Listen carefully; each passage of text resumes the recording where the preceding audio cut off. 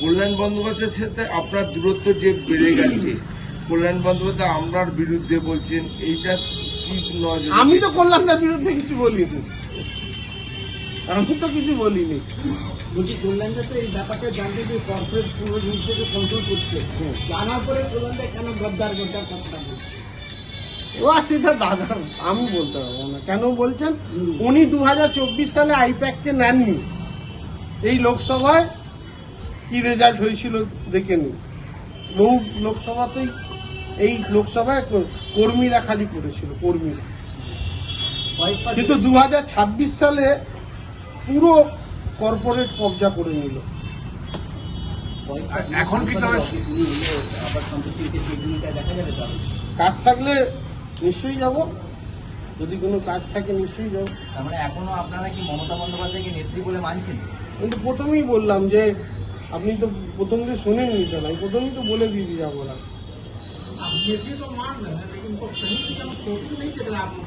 ना ना फोटो से हम तो तृणमूल का, हम अभी कुछ पोस्टर बनाए नहीं है, कुछ जब होगा तो दीदी हम लोग का, दीदी को पोस्टर नहीं लगेगा, दीदी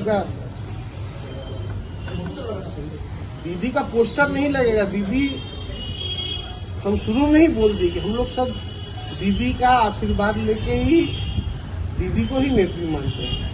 দলটা তো তিনি গঠন করেছেন, কিন্তু এখন কোনো জায়গায় নব্য তৃণমূলের ক্ষেত্রে দেখা যাচ্ছে না যে তার পোস্টার। তার কারণ হচ্ছে অভিষেক বন্দ্যোপাধ্যায় যেদিন সরে যাবে দেখবেন সেদিনকার রেজাল্ট কি হয় দেখে নেবেন। আপনারা ভেতরে থেকেই তো তাকে সরাতে পারতেন। এটা গণতান্ত্রিক পদ্ধতিতে মিটিং এর মাধ্যমে কালীঘাটে গিয়ে ভাড়া বদলের আগেই তো আপনারা সরাতে পারতেন। সেই পরিবেশ ছিল, সে তো সরকার থেকেই পুরো কবজাই করে নিয়েছিল। আপনি তো এতক্ষণ বুঝলেন না যে পুরো সরকারটাকেই কবজা করে নিয়েছিল, সেই পরিবেশই ছিল না। অভিযোগ এখন তো শুভেন্দু অধিকারী দলের ভরের পেছনে একমাত্র আপনার অবভিয়াসলি আমি তো সব উদাহরণ দিয়ে বললাম, কার নাম করে বলছেন? অভিষেক বন্দ্যোপাধ্যায়, কর্পোরেট তৃণমূল বলছি তো। এখন তো বলছেন যে শুভেন্দু অধিকারীর টিমে আপনারা গেছেন দুর্নীতি ঢাকতে, কি বলবেন? ও তো দুর্নীতি এইখানে আছে, এরকম ঢাকা যায় নাকি? কাগজ আর দুর্নীতি ঢাকা যায়?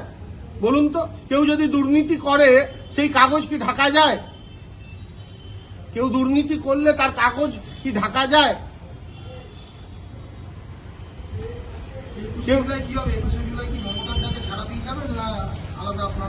আমরা 21শে জুলাই সবাইকে বলবো যেতে কলকাতায়। দুজনের দু জায়গায় হচ্ছে। আমরা কলকাতায় সবাইকে যেতে বলবো। কোন জায়গায়? কোন জায়গা? এখনো পারমিশনের ব্যাপারটা কোন দিকের কোন আমরা কলকাতায় সবাইকে যেতে বলবো। কোন কার দিকে যেতে হবে? আমরা কলকাতায় শহীদ দিবসে সবাইকে যেতে বলবো। এই কথার পেছনে তো আছে অন্য কথা, অন্য ভাষা। আমরা কলকাতা সবাইকে যেতে বলবো। কোন জায়গায় সেটা সময় হলে বলে দেবো। নেত্রী যখন আপনি বলছেন, স্বীকার করছেন যে মমতা বন্দ্যোপাধ্যায়, নিশ্চিত আশা করবো আমরা দেখবো মমতা বন্দ্যোপাধ্যায় এতে আমি বলে দেবো, সেটা বলে দেবো কবে। এখনো যেহেতু সব জায়গায় ঘুরিনি, তো আমি প্রথমেই বললাম যে সব জায়গায় ঘুরি। নেত্রীকে আপনি আইডিওলজিক্যালি গ্রহণ করছেন, কিন্তু প্রথম দিয়ে কতবার বলবো একই কথা। আমরা শ্রীরামপুরের কথা যদি বলি, তাহলে শ্রীরামপুরের বিভিন্ন ক্ষেত্রে অনুন্নয়ন রয়েছে যথেষ্ট। খেলার মাঠ থেকে শুরু করে সংস্কৃতি রান্না সর্বক্ষেত্রে। হাতের সামনে টাউন স্কোয়ার, তার কাজ একদম বিচ্ছিন্ন রকম অবস্থায় দাঁড়িয়ে আছে। তো শ্রীরামপুরের প্রশাসনিক জায়গা থেকে, মানে পুরসভার অন্যতম লোক ছিলেন আপনি, তো এই অনুন্নয়নের দায় কি আপনারা নিচ্ছেন? আমি শ্রীরামপুর স্টেডিয়ামে ডিপিআর পাঠিয়েছি।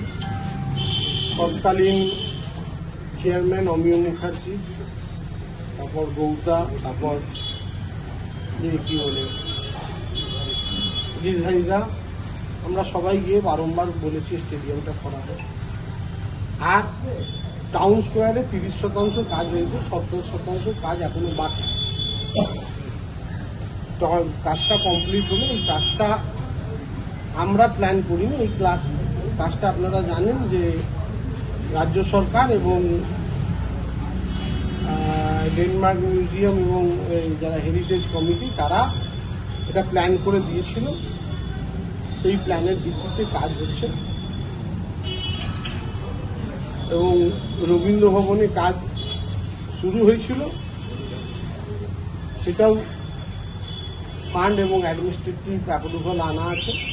নিশ্চিতভাবে সেগুলো সবটাই হবে।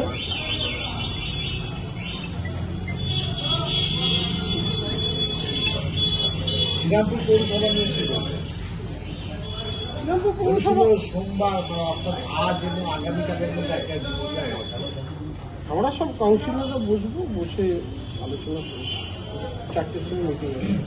রাজ্যে পালা বদলের আগে আপনার নির্দেশেই মূলত শ্রীরামপুরের সমস্ত উন্নয়নের কাজকর্মগুলো হচ্ছিল। এবার রাজ্যে পালা বদলের পরে চেয়ারম্যান, ভাইস চেয়ারম্যানরা পদত্যাগ করেছে। একটা সাধারণ মানুষ যারা ভোট দিয়েছিল তৃণমূলকে বা যারা নতুন সরকারকে ক্ষমতা এনেছে, তারা এখন একটু দিশেহারা। এই যে ডেভেলপমেন্টের কাজগুলো থমকে রয়েছে, খারাপ রাস্তা, বর্ষাকাল, ডেঙ্গি একটা বড় সমস্যা আমাদের শ্রীরামপুরে, কিন্তু সেই সমস্ত যে প্রতিরোধমূলক ব্যবস্থা, যে মনিটরিং যেটা, সেটা কিন্তু ভেঙে গেছে বা বাধা পাচ্ছে। না, না, এটা আপনারা কি করে করবেন? আজকে 4টের সময় মিটিং আছে, সরকার আছে, প্রশাসন আছে, সাধারণ মানুষের অসুবিধা হবে না, এটুকুনি বলতে হবে। টাউন স্কোয়ার নিয়ে বারবার প্রশ্ন উঠছে, সেখানে রাস্তা ঠিক নেই, বারবার অ্যাক্সিডেন্ট হচ্ছে, কি বলবেন? স্বাভাবিক কাজটা বললাম তো, 30% কাজ হয়েছে, 70% কাজ যাতে দ্রুত গতিতে হয়। আমাদের নতুন সরকার বিভিন্ন কাজের ইনকোয়ারি করছে, যেমন আমার পাড়া আমার সমাধান, যেরাম পথশ্রী, সব ইনকোয়ারি ইতিমধ্যে ইনকোয়ারি কমিটি এবং ইনকোয়ারির জন্য সব কাগজ এসছে। নিশ্চিতভাবে সব ইনকোয়ারিগুলো যাতে স্বচ্ছতা আছে কি নেই, ইতিমধ্যেই সব কাগজপত্র নিয়ে গেছে, সেগুলো দেখে সব কাজটাই হবে। যা একটা সরকার চেঞ্জ হলে একটু গতি 19-20 থাকে, কিন্তু দৃঢ় বিশ্বাস যে বাংলা এগোবে। সামনে পৌরসভা ভোটে কি দাঁড়াবেন? এখন অনেক দেরির ব্যাপার, ভোট তো ডিক্লেয়ার হয়নি।